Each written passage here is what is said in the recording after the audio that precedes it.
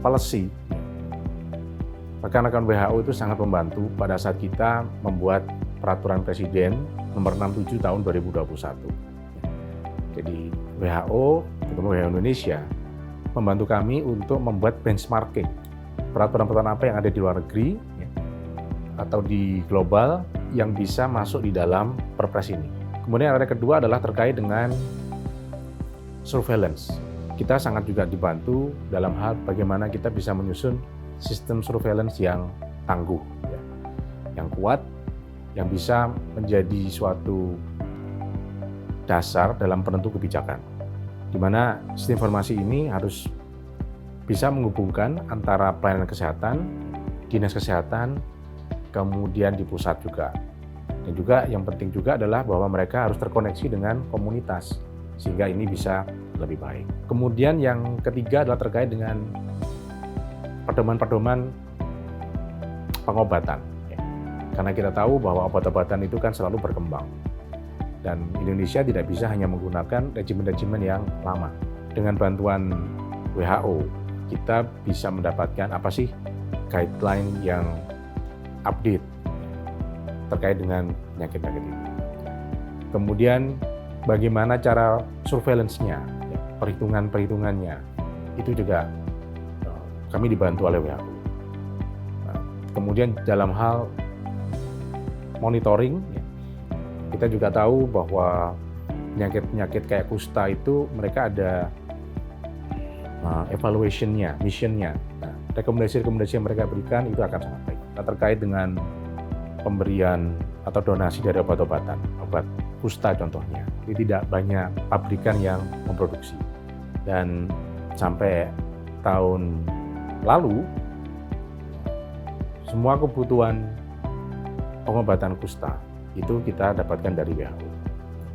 Namun mulai tahun ini kami sudah mulai ada menganggarkan untuk pengobatan kusta ini.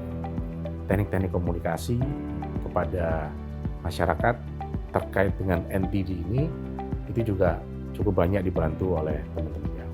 Dan terakhir saya kira adalah bagaimana akuntabilitasnya. Kita tahu juga bahwa WHO juga membuat accountability framework, ya, di mana ini sangat penting agar apa yang dikerjakan oleh Kementerian Kesehatan itu memang bisa betul-betul bermanfaat kepada masyarakat.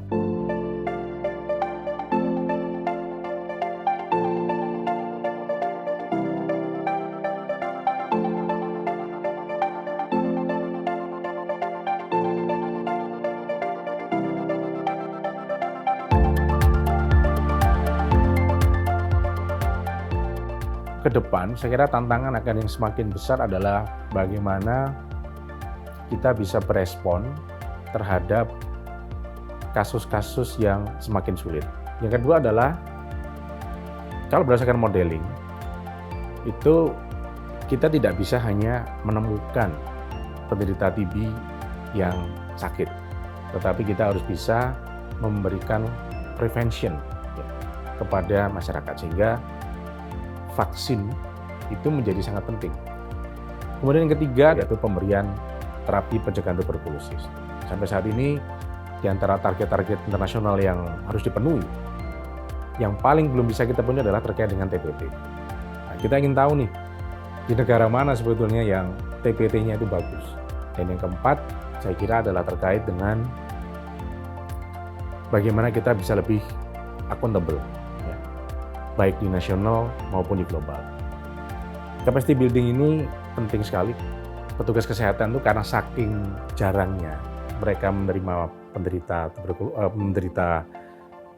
NTD, jadi mereka kadang-kadang lupa nih bagaimana cara mereka menangani atau memanagenya. Sehingga kita perlu adanya upaya-upaya untuk pelatihan-pelatihan.